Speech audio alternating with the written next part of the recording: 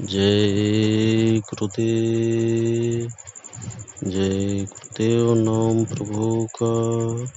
प्रभु का पावन नाम। जय गुरुदेव। स्वामी जी महाराज ने सत्संग सुनाते हुए देवी और देवताओं की मूर्ति पूजा के बारे में बताए। साहब ने हमें बार बार समझाए कि अंतर में गूंज रहे शब्द को सुनना ही शब्द स्वरूप परमात्मा की सच्ची भक्ति है। प्रभु की इस सच्ची भक्ति को छोड़कर देवी देवताओं की पूजा करने से मुक्ति हासिल नहीं हो सकती। देवी देवताओं की पत्थर की बनी मूर्तियों की तथा नदियों के जल की पूजा के बारे में आप कहते हैं, जलपासन बोले नाही, ना कछु पिए न खाए, पलटू पूजे संत को सब तीरथ तरी जाए। संत की पूजा करने का अभिप्राय उसकी आरती उतारने या उससे भोग लगाने से नहीं, बल्कि उससे नाम दान लेकर नाम का अभ्यास करने से है। पलटू साहब ने कहा, देई देवा से परम पद के ही ने पावा। भाव यह है कि देवी देवता का अपना दायरा है और उनकी भक्ति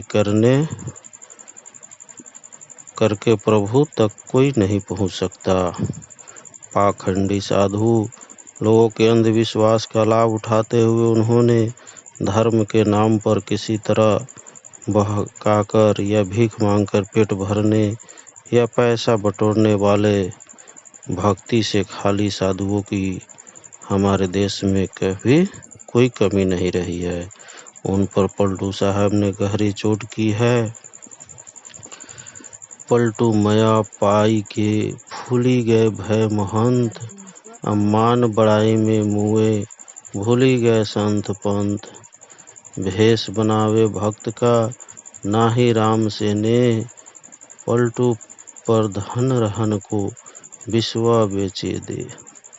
कई भेषधारी से प्रभु के भक्त दिखते हैं, पर वास्तव में उनके मन में प्रभु के लिए तनिक भी प्रेम नहीं होता।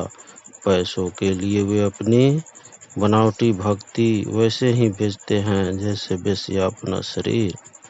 अन्य सब संतों की तरह पलटू साहब ने भी इस बात पर बहुत जोर दिया है कि सच्चा फकीर बनने के लिए इंसान का पहले खुद किसी पीर या मुरीद यानी किसी सतगुरु का शिष्य बनना जरूरी है।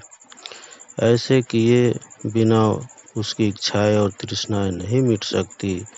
परिणाम यह होता है कि उनकी फकीरी केवल नाम मात्र की फकीरी होती है। हवा हिरिस पलटू लगी, नानक भय फकीर, नानक भय फकीर, पीर की सेवा नहीं। पलटू साहब ने इस बात पर खेद प्रकट किया है कि संसार के लोग कपटी साधुओं पर बहुत जल्दी विश्वास कर लेते हैं और उन संतों से दूर रहते हैं जो सच्चे महात्मा होते हैं। झूठा सब संसार झूठे पतियात है, अरे हाँ पलटू संतन के रे पास कोई नहीं आवत। मन को इधर से हटाना उधर लगाना, सब संतों की वाणी में यह चेतावनी पाई जाती है कि संसार केवल माया जाल है, एक बहुत बड़ा भ्रम है, धोखा है। मन को मोहनी माया की ओर से हटाने के लिए पलटू साहब ने कई ढंग अपनाए हैं।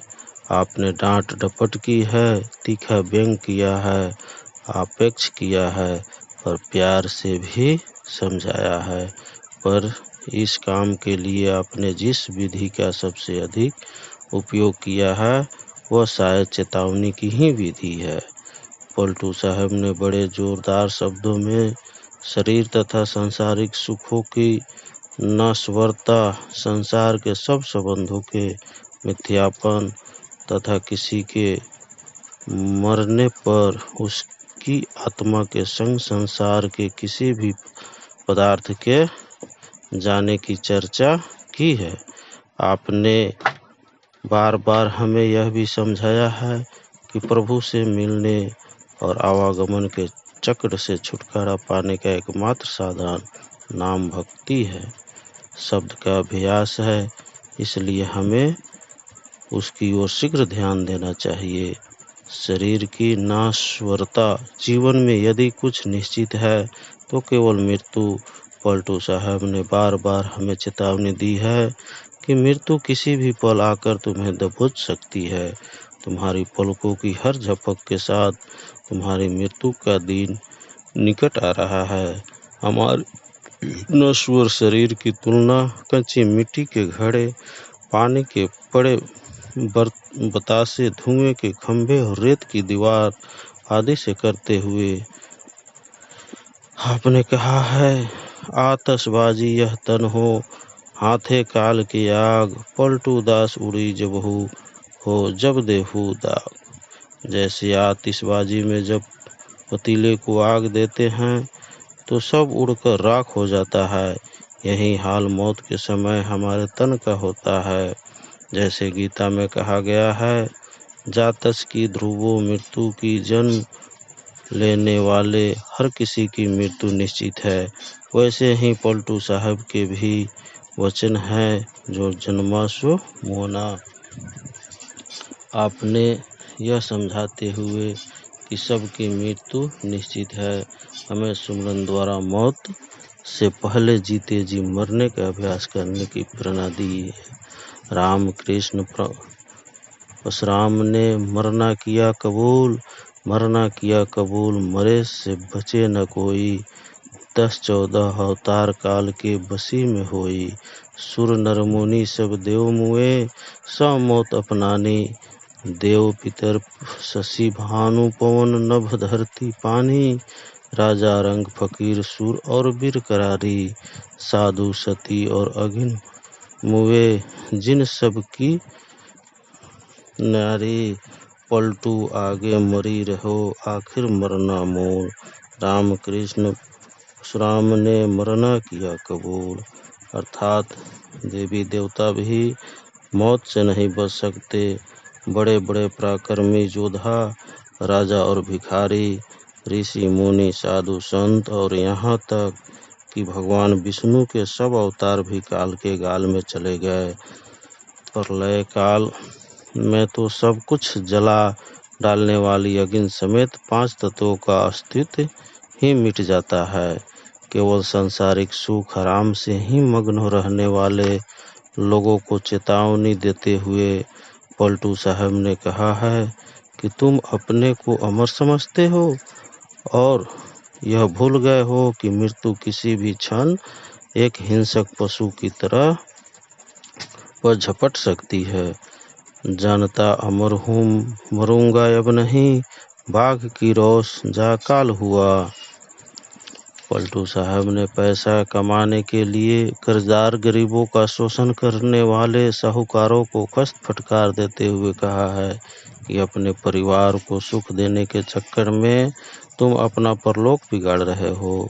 गरीबों को ब्याज पर ऋण देते हो और उसे उतारने के लिए वो जो चीज़ बदले में तुम्हें देने आते हैं उसका उचित से कम दाम लगाते हो।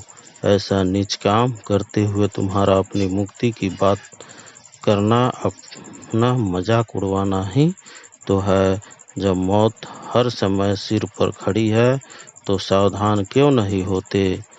आज काल में चुक मूर्ख नहीं तो हुक सूझे, कौड़ी कौड़ी जोड़ी ब्याज के करते बटा, सुखी रहे परिवार मुक्ति में होत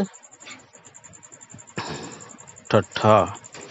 वृद्ध को विशेष रूप से सावधान करते हुए आपने कहा है कि तुम्हारा जीर्ण शरीर कभी भी नष्ट हो सकता है। चोला गया पुराना, आज फटे की काल। पलटू साहब ने बार बार हमारा ध्यान इस ओर भी आकृष्ट किया है कि संसार के सब रिश्ते नाते झूठ है। माता पिता, भाई बहन, पत्नी बेटे आदि सभी का हमारे लिए अपनाना उनके स्वार्थ पर आधारित है। किसी के मरने पर सब संबंधी अपने स्वार्थ के लिए ही रोते हैं।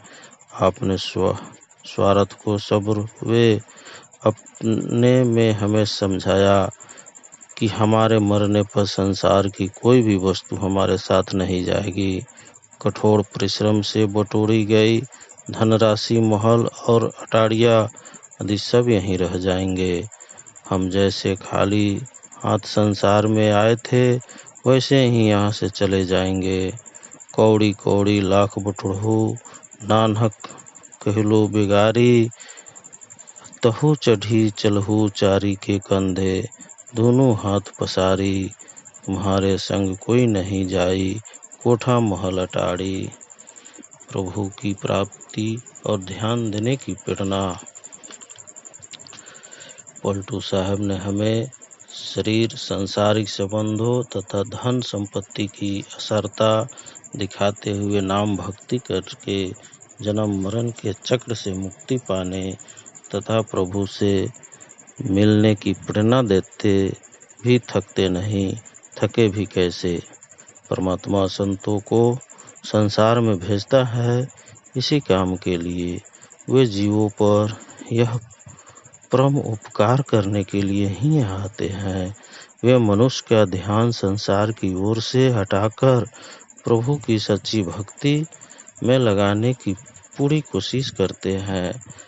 आप जोर देकर कहते हैं कि लाज छोड़ दो, अपने वर्ण, जाति और कुल की जरा भी परवाह न करो।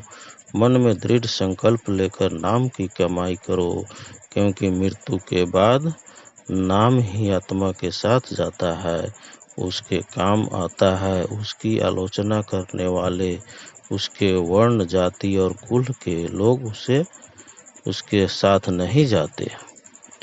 तो कहू कुछ कछु कहे कीजिए अपनो काम, कीजिए अपनो काम, जगत को भूकन दीजिए। जाति वर्ण कुल खोए संतन को मार्ग लीजिए, पलटू तनिक न छोड़ी हुई जीवों के संग नाम। एक जगह अन्य जगह आपने कहा है कि नाम भक्ति से ही आत्मा भव सागर को पार करती है। आवागमन के चक्कर से मनुष्य का छुटकारा तभी होता है जब वह सांसारिक सुखों के प्रति आकर्षण को त्याग दे और उसका मन इधर उधर भटकता न रहे। उसे चाहिए कि वह मन को सब ओर से हटाकर हरि भजन में लगाए, ताकि मरते समय किसी इच्छा का बीज मन में दबा न रह जाए जो उसे फिर संसार में ले आए। जय गुरुदेव।